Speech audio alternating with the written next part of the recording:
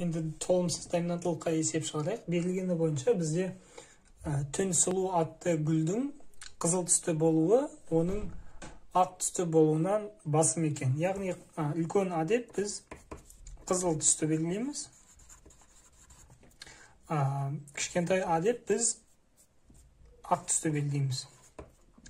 Енді бізде біз білеміз, үлкен 2А болса, онда бізде кәдімгі қызыл гүл шығады.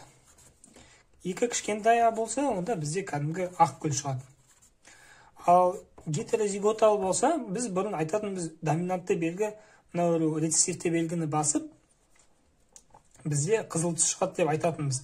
Бірақ бізде толымсыз доминанттылық болғандықтан, мынау қызыл ақтан толымсыз доминантты болғандықтан, бізде екеуінің ортасындағы аралық түс шығады. Яғни бізде мынау гетерозиготалы генотип бізде қызғылт түс береді. Қызғылт түс береді. Яғни розовый түс қой, екеуінің ортасында, қызыл мен ақтың арасында. Сондықтан бізде осы үшінші жаңа аралық белгі пайда болады екен. Қазір бұл есепті шығарып көрейік. Белгіні бойынша бізде гомозиготалы доминантты және де гомозиготалы рецессивті гүлдер шағылыстырылған. Енді осыдан гаметаларын табайық. Бізде гаметалар бұл жерде А, мына жерден кішкентай А шығады. Және де бізде 100% үлкен А, кіші А шығады. Және F1 бізде 100% үлкен А, кіші А, қызғылт түсті гүлдер пайда болады екен. Тура сол сияқты тағы бір мысал шығарып көрейік. Яғни А, үлкен А бізде жаңа қызыл болды. Кішкентай А бізде ақ түсті гүл болды. Қызыл бізде толымсыз доминантты. Енді бізде ата-аналарымыз екеуі де гетерозиготалы гүлдер екен. Екеуін шалыстырған кезде бізде гаметаларын табамыз. G деп белгілейміз. Үлкен А, кіші А, үлкен А, кіші А пайда болады. Енді шалыстырамыз. Үлкен Аны үлкен Аға, үлкен Аны кіші Аға, кіші Аны үлкен Аға, үлкен Аны кіші А. Мынау бізде шыққан ұрпақ. Бұны шығаруды мен моногибридті будандастыру видеосында түсіндірген. Оны қарасаңыздар болады. Келесі біз F1-ді жазамыз. Енді бізде бір үлкен А гомозиготалы доминантты өсімдік пайда болды. Біз білеміз, ол қызыл түсті екен.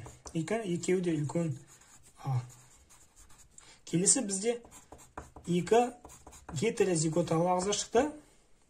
Және де бір кішкентай бір гомозиготалы рецессивті ағза шықты.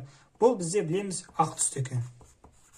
Ал мынау гетерозиготалы 2 организм мынау толымсыз доминантты болғандықтан қызыл түс, екеуінің ортасындағы түс шығады. Яғни мына жерде розовый немесе қызғылт түс шығады екен. Қызғылт түс. Одан да қызғылт түсті организм шығады. Яғни бізде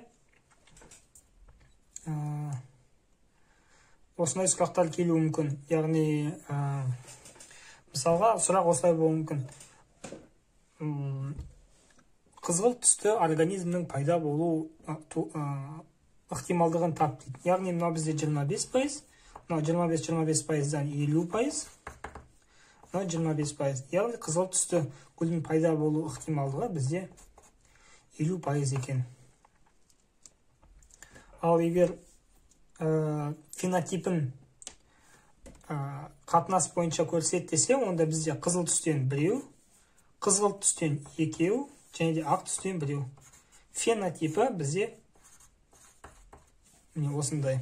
Ал генотипін қатынас ретінде көрсетсе, онда үлкен 2 адам бізде 1, гетерозиготадан 2, және де 2 гомозиготалы рецессивтен 1. Қайтадан бізде 1-2-1 деген генотиптің қатынасы пайда болады екен.